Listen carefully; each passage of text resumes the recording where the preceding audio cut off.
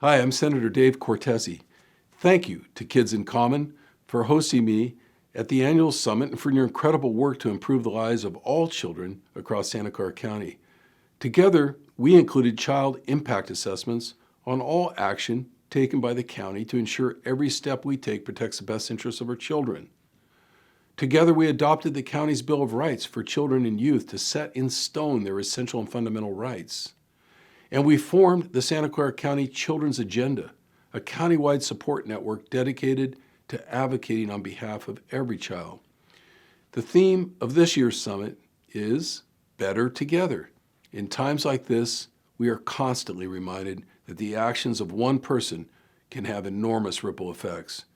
Today, we have with us people in our community that continue to bring us hope during these enormously challenging times as they have been adapting their work to support children throughout the pandemic.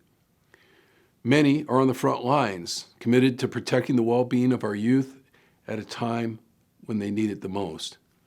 Remote learning has taken a significant toll on our students' mental health as well as their academic outcomes, with students, families, teachers, and school faculty dealing with high levels of stress and anxiety.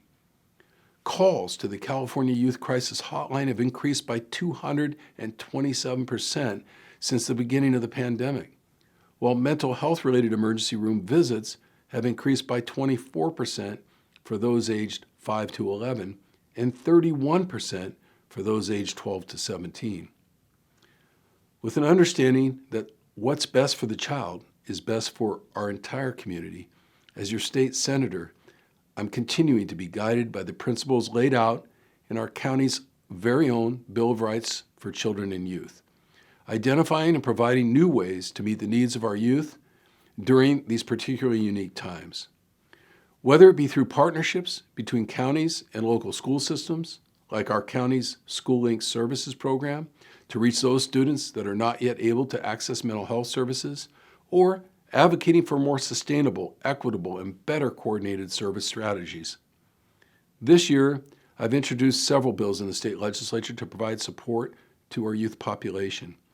And this includes SB 692, the Special Education Inclusion Act, sponsored by the Santa Clara County Office of Education, which will provide general education teachers with training and professional development on teaching strategies for the most common disabilities, such as ADHD, dyslexia, and autism, to help support all of our students.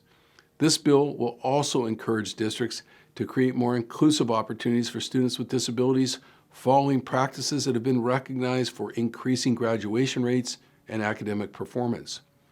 And SB 384, the Family Finding Act, which would require that counties implement best practice family finding protocols, increasing the likelihood that a child removed from parental care, for instance as a result of parental neglect or abuse, be placed with relatives, which is demonstrated to lead to better physical and emotional health outcomes, as all of you know. Once again, thank you to those present today for your work in reimagining how to provide specialty and high-quality services to our kids and for advocating for their health, safety, and well-being. As your partner in the state legislature, I will continue to work with you to make a better future for all of our children.